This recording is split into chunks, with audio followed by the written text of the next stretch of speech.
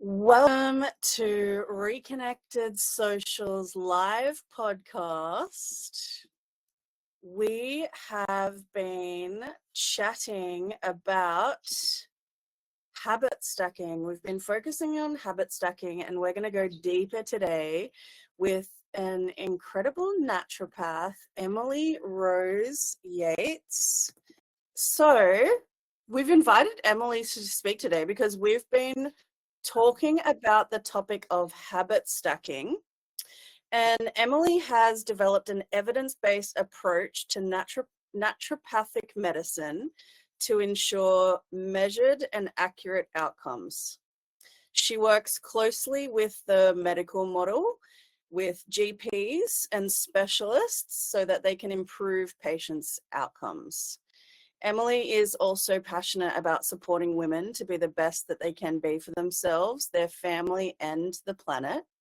And Emily has been practicing since 2007 and uses her naturopathic skills and knowledge to affect change physically, mentally, and spiritually. Emily also is a mother to 3 beautiful boys and is passionate about supporting families to thrive. Thanks so much for joining us. I'm excited for this conversation. So am I. Thank you so much for being here. It's a real moment for me. It's always something listening to your bio be read to you. Yeah.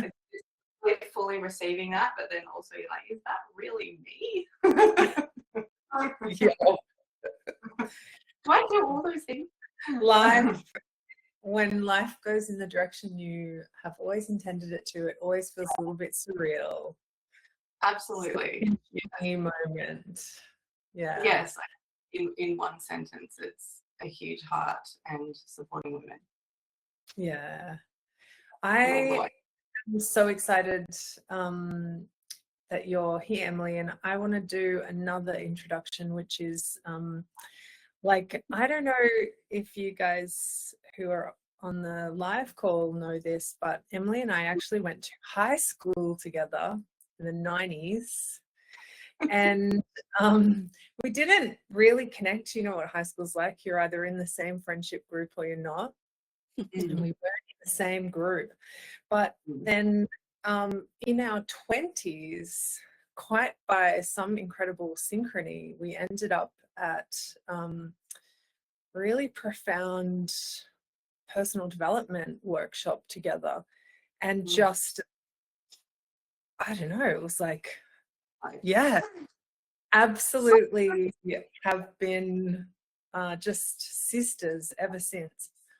I always think it's so funny how your paths can cross with someone so many times, but it's not until there's a real resonance with where you're at in life that you really feel magnetized to each other. And Emily is also just my most trusted naturopath. Like, I think I mostly text you when I'm low in iron, according to my blood tests that Emily always then makes me get. She's my go-to when I feel depleted, or when I feel like I'm kind of breathing through something that's probably just only going to take a few tweaks, like physically, to get me back on track. But also, I was really struck recently by a post you shared on Instagram, and you said one of your friends came to your house and said, this is like being on a health retreat. Like, being at your house is like being on a health retreat. And I think that you are someone who seems to so effortlessly implement and walk healthy, like the path of truly healthy habits in your own daily life. And I know a lot of the work that you do with people is trying to help people to do the same, but also in a way that really does unpack like why they aren't able to implement those habits. So it never feels like you're just leaving with an unrealistic list of things to do.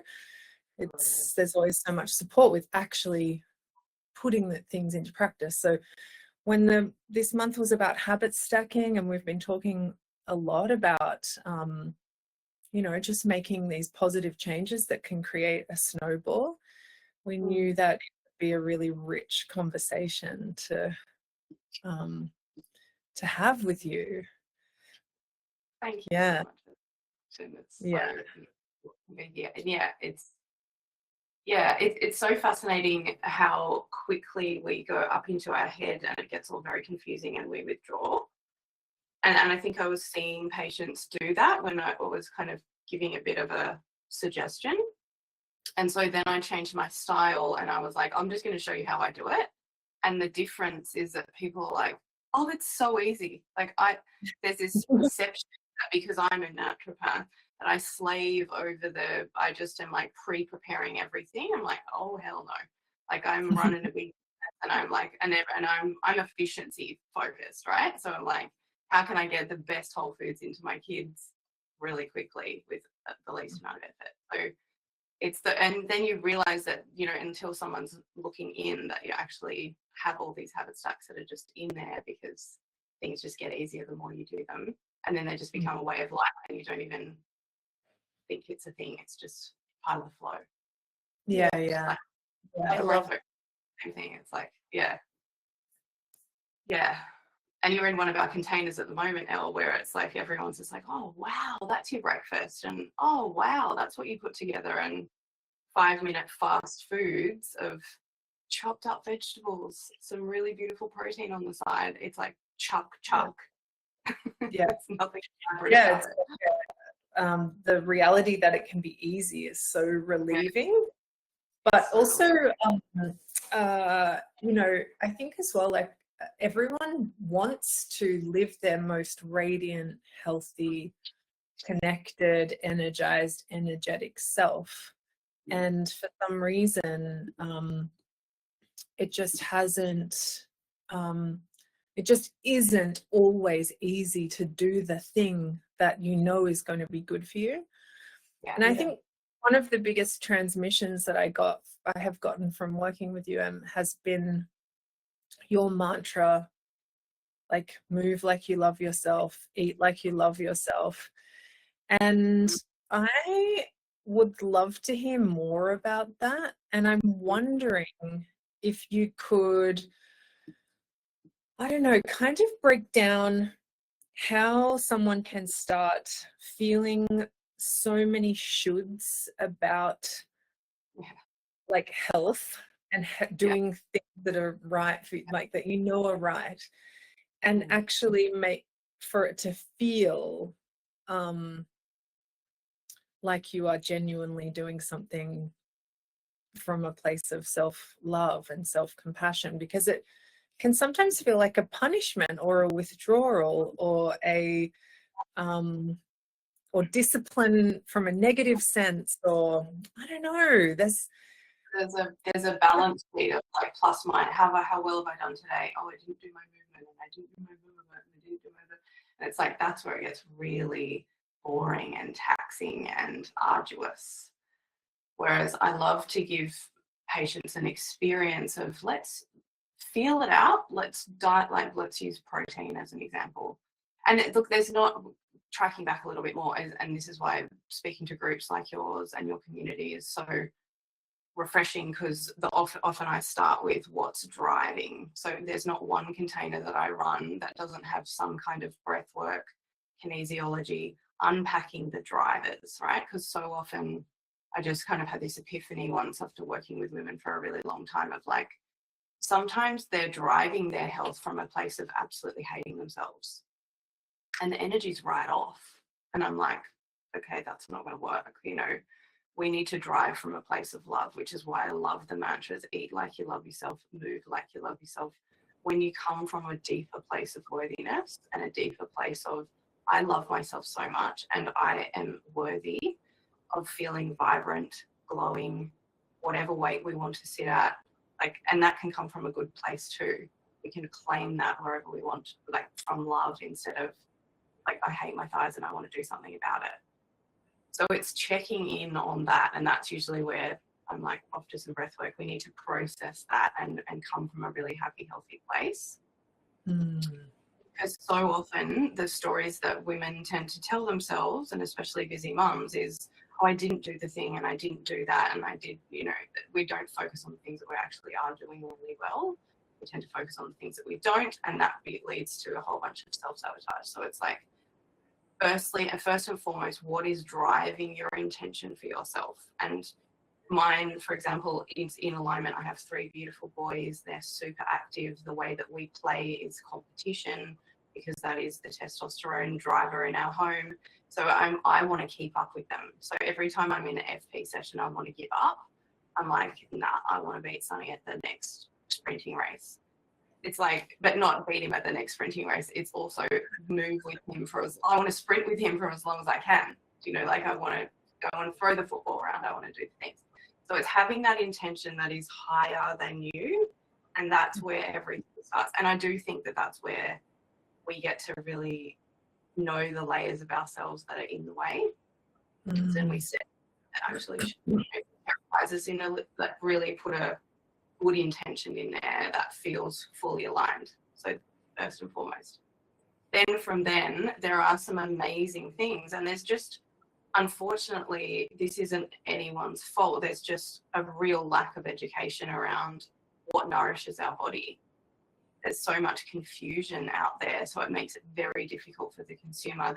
Every single packet food is stamped with a health approval, which is all just money transacting like through company. It's actually got nothing to do with the health of that food at all. Actually, stay away from those ones.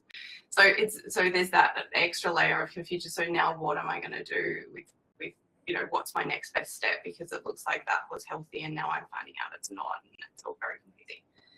So I think the number one rule of thumb with that one is Mother Nature provided us with all the food that we need, and it didn't come in a packet. Yeah. Most of the time. So it's like, and people get that. They're like, okay, great, right. It's an apple, it's a carrot, it's a cucumber, and then we tend to like go, is it organic or is it biodynamic? Don't do that. Just kind of like, it's there, right? It's like coming back into the real food and the vibration and the codes that Mother Nature brought into our world to put into our body. And in terms of like nervous system dysregulation, which I see a lot of because of our world, the way it's made up which is why brilliant work you're doing is so bloody important, is that protein as a primary is so important for our children. It's a building block for all of our cells. It regulates our nervous system when we have good protein. It regulates our blood sugars. So there are some things that absolutely we need to do the emotional work for sure, but these other things that will drive your emotional state when you're eating a load of carbs or white food, a lot of sugar, a lot of additives also confuse the brain and confuse our taste buds about what we like to eat. So a lot of additives early on can confuse the taste buds and make children feel like they want to eat a whole bunch more packet food and nothing natural. That's an easy way of like easing them back to that, is just offering more of the really good stuff. Generally they want to do that. They love color and they get excited by that. We get a dopamine hit from all different types of colors. So all of the plates I make for the kids of all different types of colors. And it's funny, they'll avoid one color one day and I'm like, because they didn't need it. They know what they need. So it's trusting that. But dialing up protein is something I would say hour in, hour out every single day of the week. Emily, can you give some examples of protein? Because I'm sure we've got many vegetarians, vegans, meat eaters, all sorts. So it'd be cool to just like get like what is it? What does it look like? Exactly. Great question. So nuts and seeds, amazing source of protein, phenomenal, like nutrient bombs. You've got obviously your meat-based proteins, you've got eggs, you've got fish, you've got sardines, legumes. So, but the legumes need to be combined with either a seed or some rice or something like that to make it actually a full protein. So, it's making sure that on your plate, a third of that plate looks like, and I can send you some handouts if you want to post them in the community. Capacity for that. But a third of the plate is protein based. What that does is stabilize our blood sugar levels, bring a level of satiation and calm the brain and the nervous system, because it feels satisfied. It's like, great, okay, I've got all the energy I need to get through the day.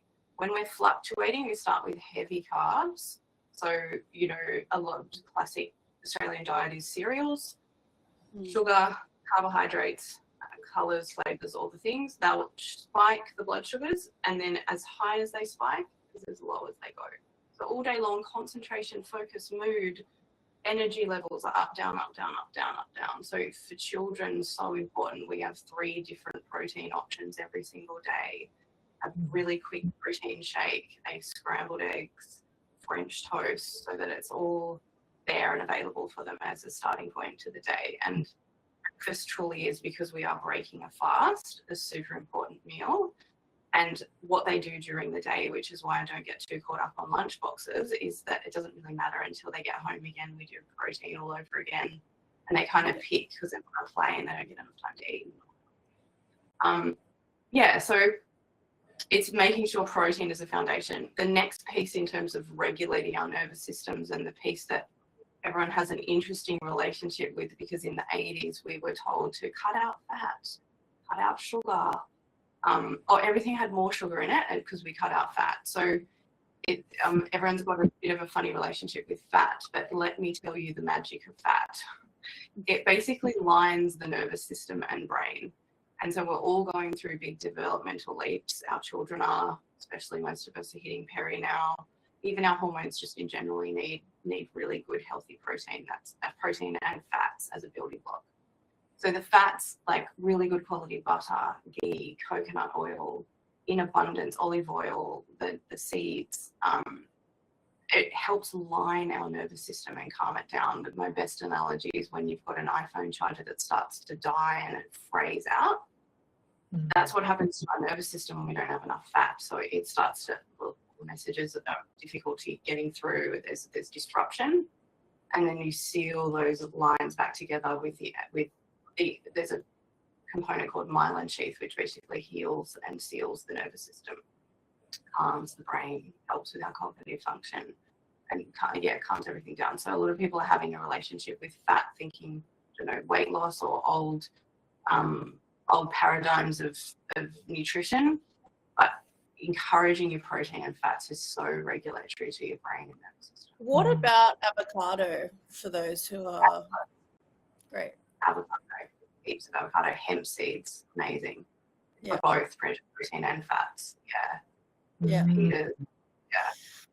Amazing. And you said, I just wanted to track back because you said something that only you and Eleanor would know, and you said FP is what helped you with your kids being, feeling like you could show up for 3 boys and feel physical. And I'm intrigued for you to go a little bit deep into that, because I saw a video of you and it was like full my expander moment when you were doing the functional patterns and you were talking about how it had changed your body and your relationship with energy. And I'd love for you to share a bit about it, because it's a bit of an in thing.